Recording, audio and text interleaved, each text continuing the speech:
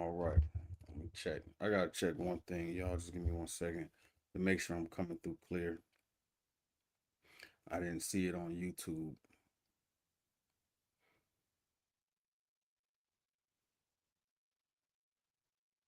Yep. All right, there it is.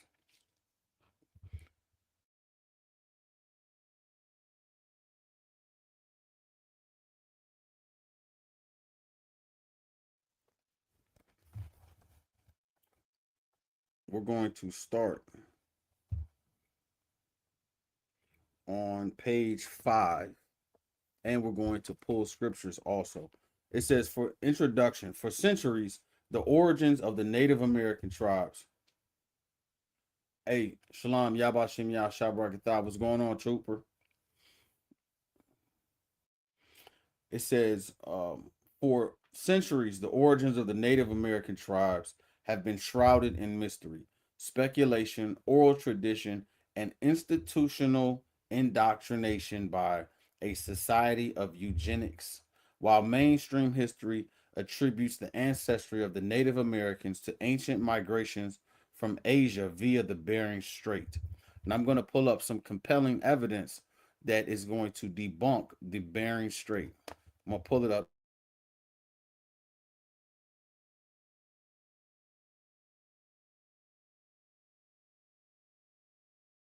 Bering Strait. Let's pull this up, and then pull this article. It says the bottom line is that even though the physical corridor was opened by the 13,000 years ago, let me make sure it's up on the screen.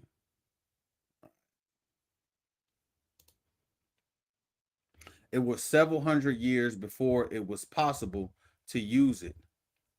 That means the first people entering what is now the U.S., Central and South America must have taken different routes.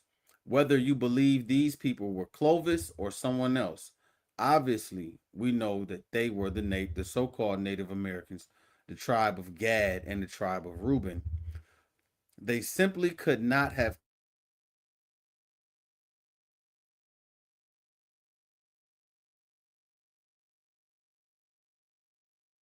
possibly separate population.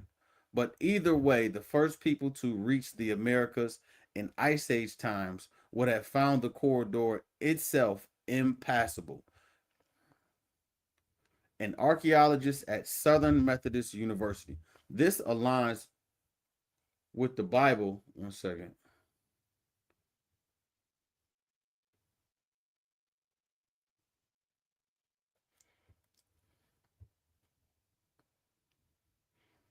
This aligns with the Bible when it says that the people came to a land uninhabited.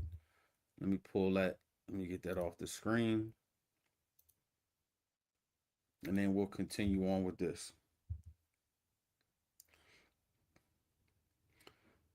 Compelling evidence suggests as much more profound connection, one that links them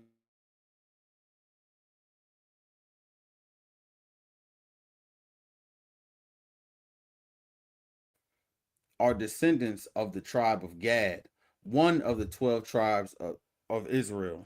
Slakia. This bold statement, rooted in biblical prophecy, historical accounts, linguistic similarities, and cultural parallels, challenges conventional narratives and opens the door for fascinating re examination of history. We will uncover the truth behind lineage long forgotten, yet deeply significant. So we're going to go to Genesis 49 and 19.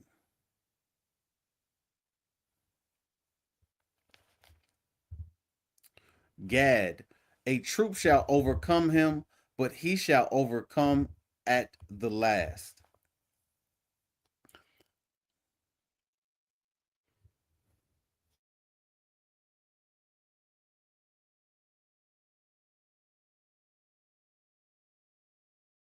And 18.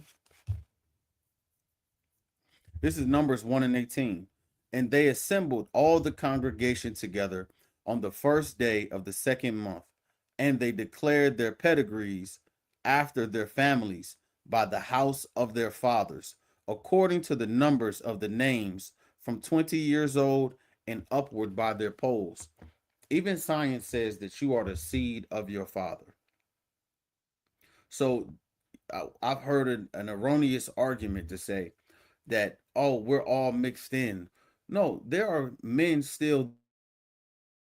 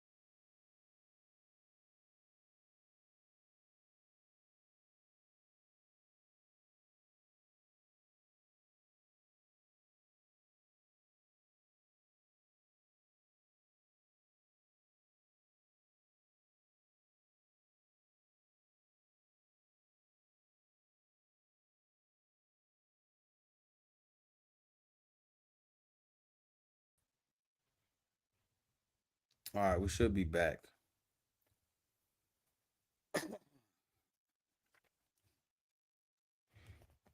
All right. We're going to go to Deuteronomy 33 and 20. And of course, this is a history class. And I got disconnected on the app.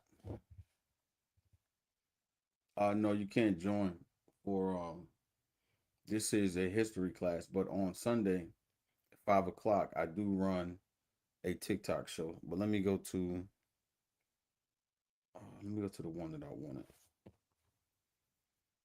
This is Numbers 32 and 25.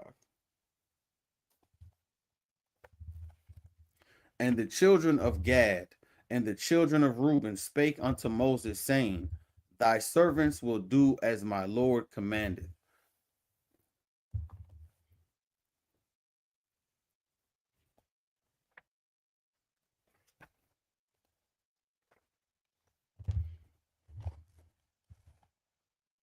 26. Our little ones, our wives, our flocks, and all our cattle shall be in their cities of Gilead. 27.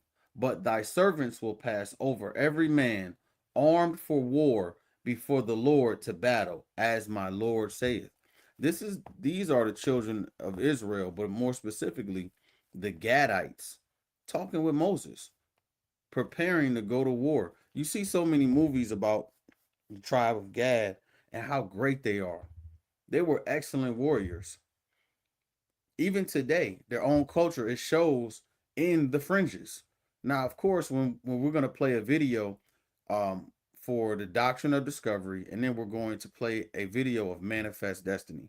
Now, once you add Christianity into these Israelites, they're going to change. And it says they're going to lose their history. But we're going to keep on reading. We're going to go to 28 all the way to 33. So concerning them, Moses commanded Eleazar the priest and Joshua the son of Nun, the chief fathers of the tribes of the children of Israel. And Moses said unto them, 29, if the children of Gad and the children of Reuben will pass with you over Jordan, every man armed to battle before the Lord, and the land shall be subdued before you. Then ye shall give them the land of Gilead for a possession. 31. And the children of Gad and the children of Reuben answered, saying, as the Lord hath said unto thy servants, so will we do. They have been a warrior tribe since the beginning. We see that now. We see that in the spirit of so-called Native Americans, and they didn't disappear. These are the curses, and then we'll go into. Matter of fact, let's play I'll play this video. Let me know if y'all can hear it on TikTok. Make sure I'm streaming well and it's not jamming up on me.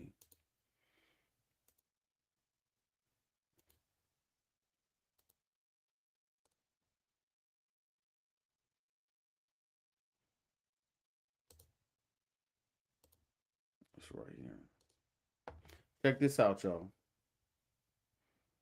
Embedded in Americans' ideals about themselves, about being very nature of manifest destiny. This idea of being a chosen people was very much embedded in Americans' ideals about themselves, about being white, and about being Protestant. And I think embedded in that was a real sense of this idea of spreading democracy and republicanism to this vast territory and to these peoples that were situated in these places. Now, of course, what it does is it completely undermines the people who are already there in the land systems that are already there. So in the case of Native Americans who had their own land systems in terms of using the landscape for their agricultural and for their hunting needs, those systems were completely undermined and overrun by manifest destiny. And when they encountered Mexicans prior to the US-Mexican War and throughout the war and at the end, they found a legal regime that was very different from the US system, which had been based in this yeoman Jeffersonian idea of the small individual farmer out settling the American West. And when these two conflicting property regimes came into contact with one another, the United States very quickly and somewhat easily actually replaced those legal land systems. So today, when you fly over the United States, so you're flying from New York to Los Angeles, and you look out the plane window and you see those little squares out on the landscape, what you're really seeing is manifest destiny. You're seeing the United States imposing the grid, the Jeffersonian ideal of the yeoman farmer, and the Northwest Ordinance onto a landscape that had very different sets of peoples, very different sets of property regimes and ideas about how to use that landscape. That idea of manifest destiny was something that drove Americans, it drove American foreign policy, it drove American domestic policy as Americans settled that space we call the American West.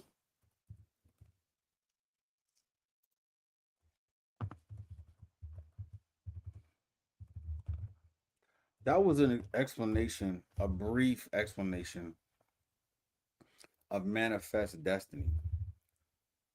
We tend to forget about these things. Let me go back. We tend to forget about these things because we believe that America was the land of the free and the home of the brave. Someone had to experience these things. The curses are also on the so-called Native American people. You never knew about the Taino slave trade. Nobody ever told you about the Taino slave trade. The slave trade was not just with so-called African American people. It was done to other nations of people. Now we're going to read it. The beginnings of Native American slavery. The enslavement of Native Americans began almost immediately after European contact. Christopher Columbus himself enslaved thousands of Taino people in the Caribbean, shipping many back to Spain while forcing others to work in gold mines under brutal conditions. These are talking about the tribe of Gad, the Northern Kingdom. I'll keep reading. And matter of fact, I'll pull up. If we're gonna read the Bible and other sources, might as well pull up some other sources. Christopher Columbus led an expedition resulting in the capture of over 1,500 Tainos that were to be sent to Spain to be sold and an unknown number of unalivings. This gives credence to the curses in Deuteronomy. The Spanish, Portuguese, English, and French all participated in trade, viewing indigenous people as labor force that could be exploited for plantation work, mining, and domestic servitude. You can look this one up also. King Ferdinand and Queen Isabella of Spain established a foreign council to oversee their newly claimed territories in America. This is talking about the enslavement of the Taino Indians. I don't know why people want to exclude others from being the children of Israel when they went through the same things that we went through. They were unalived in the land, and they treated the people who came off the boat. They treated them fairly, and with that, they took their life. This is Deuteronomy 28:15. But it shall come to pass, if thou wilt not hearken unto the voice of the Lord thy God, to observe to do all his commandments and his statutes, which I command thee this day, that all these curses shall come upon thee and overtake thee. We are reading the same slave trade, the same enslavement, the same conditions that were done to these people. Hey, shalom, sis. Yahweh Shemal, Thumb by Hashem, Yahweh Shai. We're going to skip to 32, 28 and 32. Thy sons and thy daughters shall be given unto another people, and thine eyes shall look and fail with longing for them all the day long, and there shall be no might in thy hand. The might in thy hand is talking about the ability to overcome your oppressor. Every time something happens, we're looking for, why didn't they fight back? They, of course they did. But this is what happens when you don't serve your power. When you turn your back on your power, there are so many, like we look at so-called black people as being Christian, but there are so many other gods in Christianity and so many other gods that the tribe of Gad and the tribe of Reuben took on. You can Google them. They took on the wind god, the sun god, all of these other gods they took on in replacement of the Lord. You were supposed to serve the Lord. I'm gonna play a video. Man, I think it's on this phone. I don't know if I can send it there. There's, matter of fact, I can pull it up. Man, thank God for the internet to help. I want to play this video of a woman who is a so-called Native American. It might be here. And she's going to explain how they lost their heritage and their people knew that they walked with Christ. I wish I could find it. Let's see if I can find it. It's pulling me off of what I wanted to do, but I wanted to see if I had it. Maybe I can. I don't think I can close this and grab it. Better yet, let me try one more thing. Y'all bear with me. I'm trying to find this one video that I saw last minute.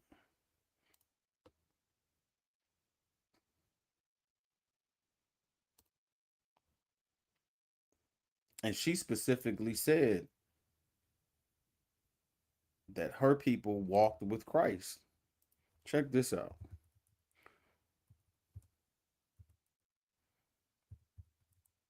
And then I'll get back to the scriptures and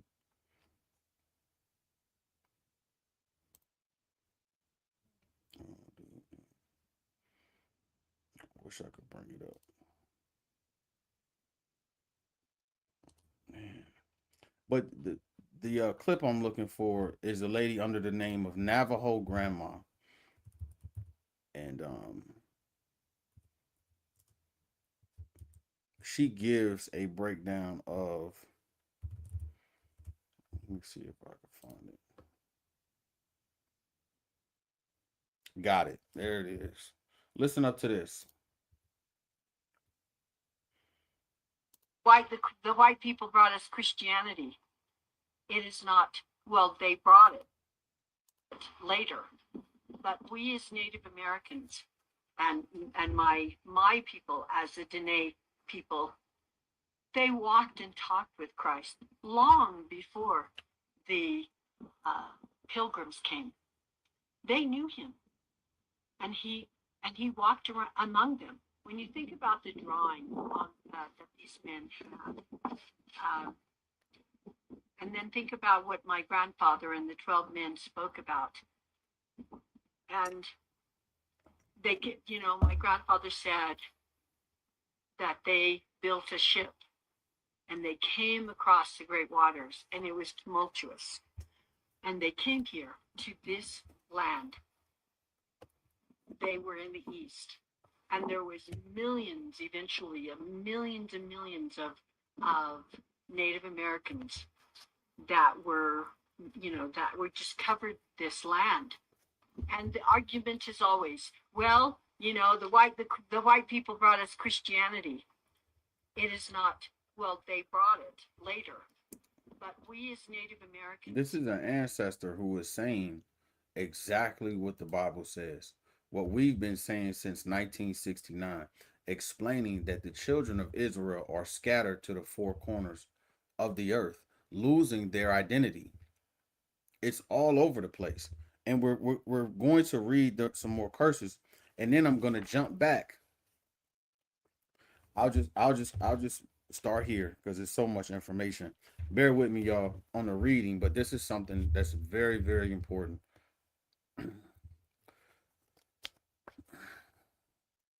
As part of their policies, they sought justification for the enslavement of indigenous people. In 1503, Spanish legal scholars and theologians under royal directive debated whether Native Americans possessed rational souls and could be considered civilized under Christian law. What does that sound like?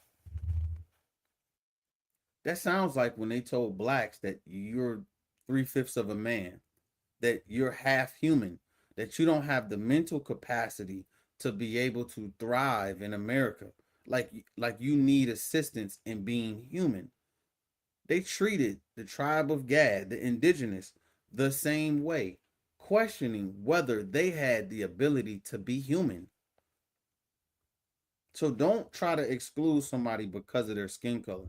We are not a skin color organization, a school. We are a body of the Lord that is telling you, look at this. They've gone through the same thing we went through. And I'm reading it. And I'm going to go back to the scriptures because it always goes back to the scriptures.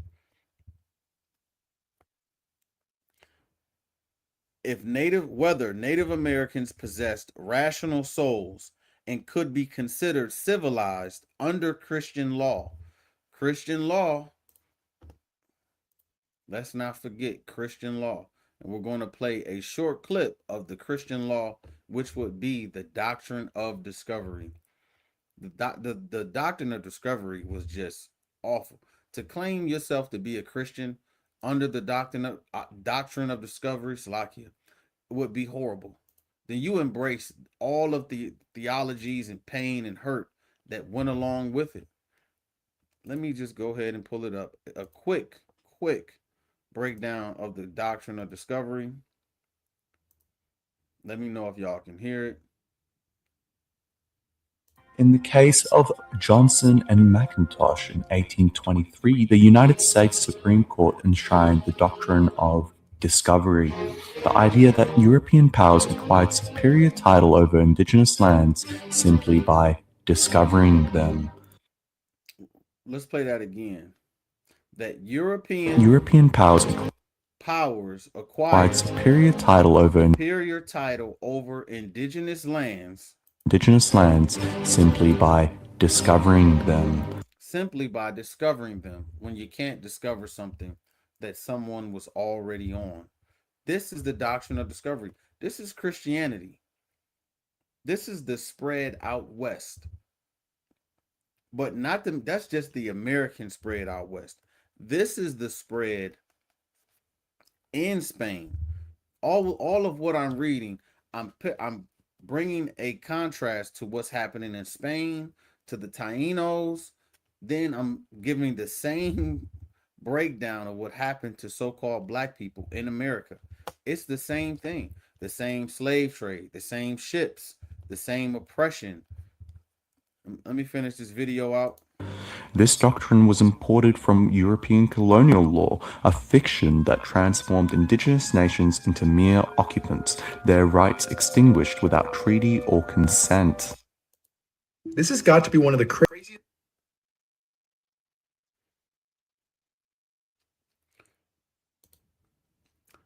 If you're just tuning in on YouTube or Facebook, we're going over the history of the tribe of Gad, the so-called Taino Indians, especially in Spain, and then we're comparing it to the slave trade in America. So this is history that you haven't learned or you may know about, but it needs to be brought up because we have a history of the children of Israel being spread across the four corners of the earth. And no one wants to look at the hurt, the pain, the enslavement of others, and they may not know the history and how it all correlates with the Bible. I think I'm looking for some kind of word. This is Deuteronomy 28 and 48. Thou shalt serve thine enemies, which the Lord shall send against thee. Now let's go back to this and read.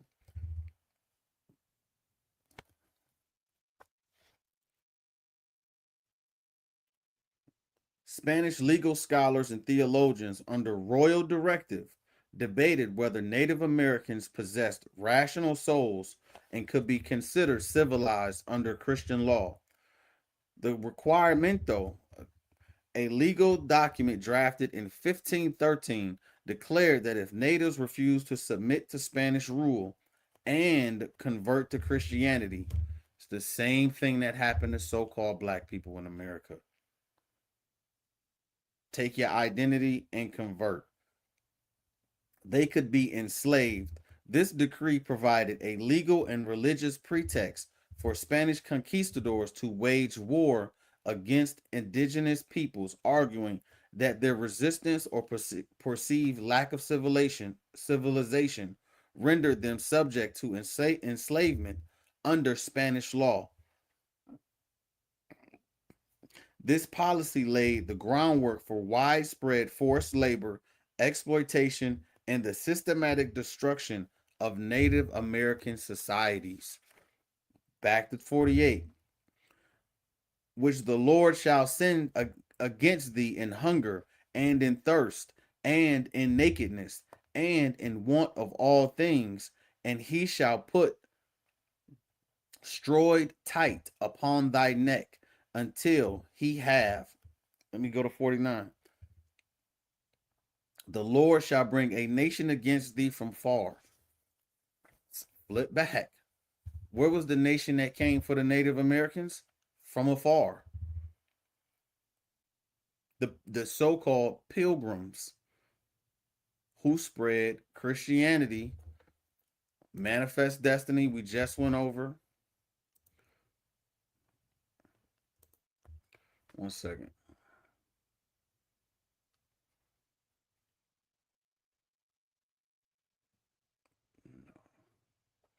Nope, can't join.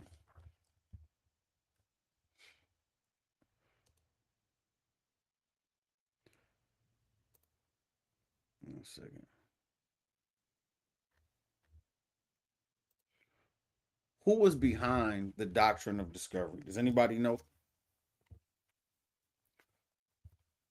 The people behind the doctrine of discovery was the Catholic Church.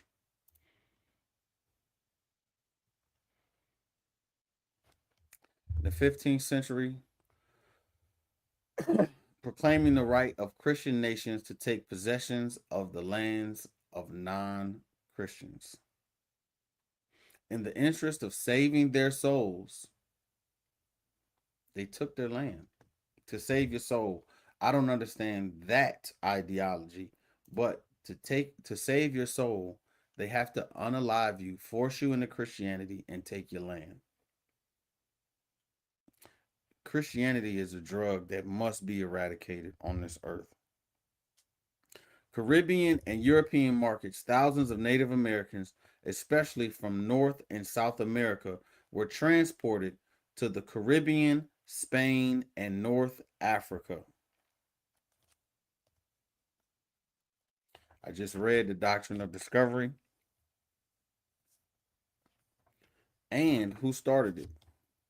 the land seizures. Now, these are the slave raids, but I want to read this on page 21. While the image of the Middle Passage is typically associated with African slaves, Native Americans also endured horrific journeys across the ocean and cramped, disease-ridden slave ships that were shipped to Europe, while others were transported to Caribbean plantations where they were forced to work alongside enslaved Africans. That means we were enslaved hand in hand, together, not just separate. We were shipped together. You came on one port, I came on another port. There was no Caucasians in this. They were the slave masters. We were shipped together. That's why you hear the title, I'm Caribbean, I'm Jamaican, I'm Haitian. Then the Tainos were shipped to Spain, some to the Caribbeans. All on plantation. You ever heard of the sugarcane plantations? All of us experience these curses, and I'm gonna keep reading them. See how much time we got. Let me read a few more. Let me continue with 49. The Lord shall bring a nation against thee from afar. 21.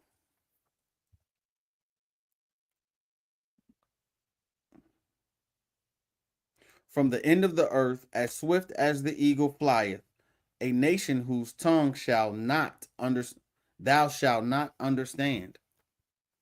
The natives, the Tainos, the indigenous, there's a record of them speaking Hebrew. They weren't speaking English.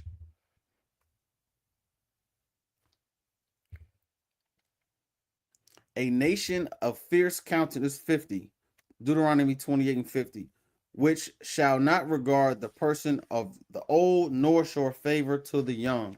Back to 21.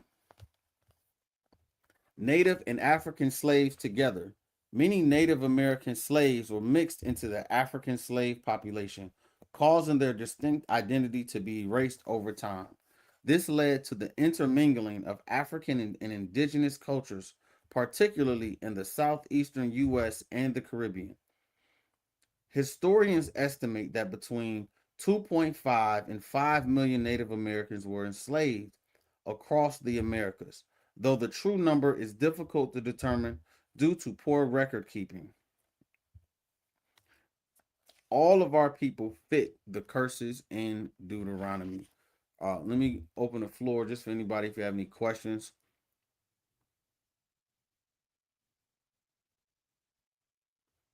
For those that check, hey Yabashim Yashabrakatha. We're most notably known about the Trail of Tears, but the things that we don't read is this.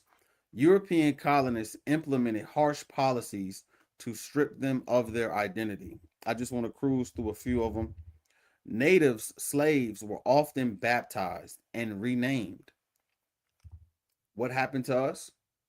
We were whipped and renamed, given new names, given new identities, giving the slave Bible. This happened to the Native Americans. We got to start paying attention to the oppression of others, especially when the Bible says that we will go through it together. Now, if we go through it together, guess what we should also do together? We should come back together. You should no longer look at your brethren or just my people, so-called black people.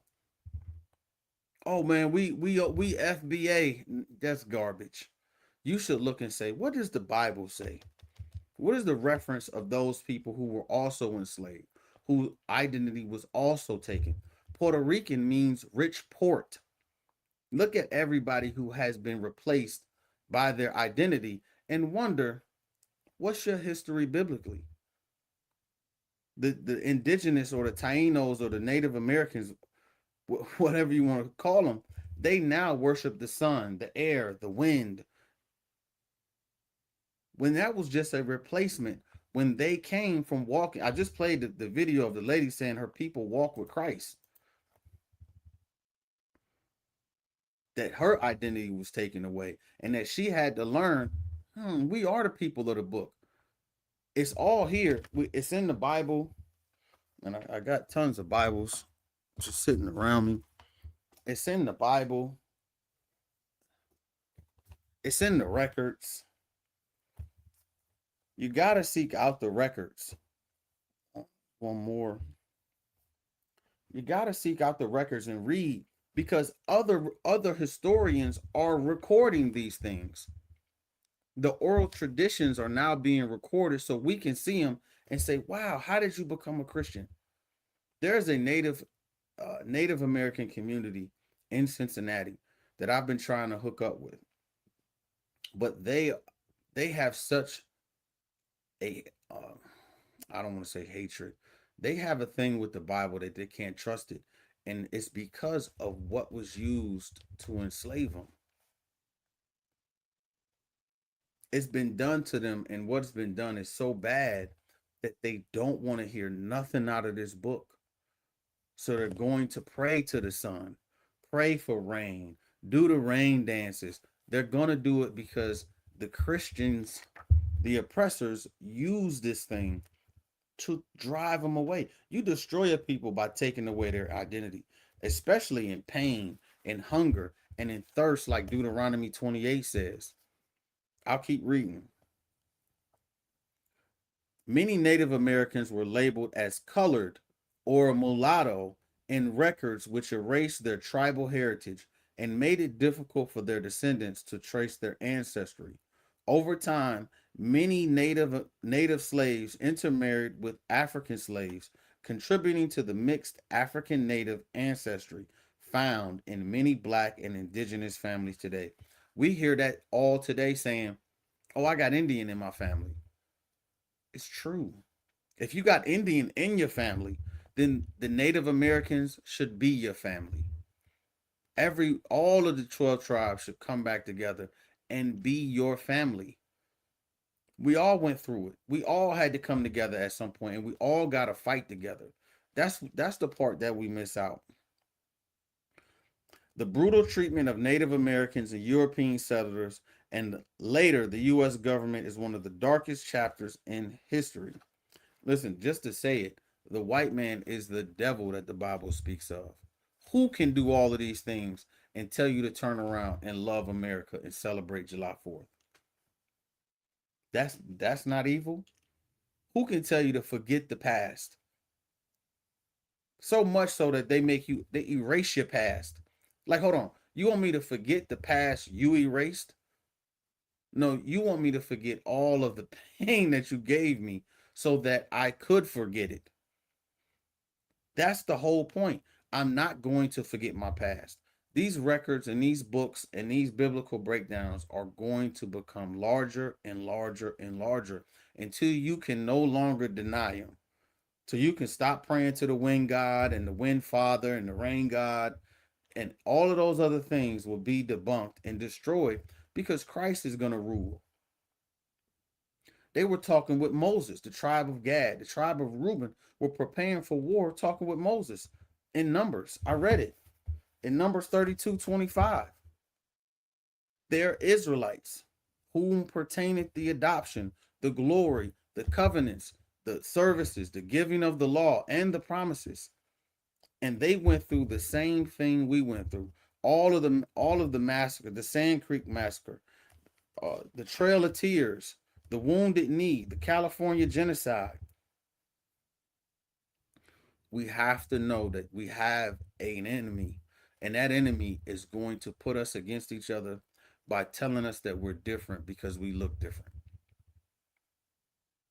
Don't allow skin color and looks to deter you from coming back to your true identity, being the lost 12 tribes of the children of Israel. No matter what you are called today, you have a biblical origin, and you should follow that. Learn it, come back into the ISUPK, the Israelite School of Universal Practical Knowledge, started out of 1 West Harlem, New York, 125th Street, under Commanding General Hanna, and get your heritage back. Get your culture back. This history class was just a small portion of the many things that are here on the earth. It is a service that I am proud to do, to wake people up and say, you know what? You're my brother. You're my sister. And if we keep these laws, statutes, and commandments, and if we drop all of the other identities that we were so called given, we're embracing something that we're not. And it's showing. The more and more and more we try to turn away from the Lord by being African American, by being, Native American, when you're really the tribe of Gad and the tribe of Reuben, then we can start to fix and work on our problems and separate from this beast and this monster and build each other up. Excuse me. That is the whole duty, to serve our God, to serve our power, and be an Israelite. With that, this is the ISUPK Monday history class.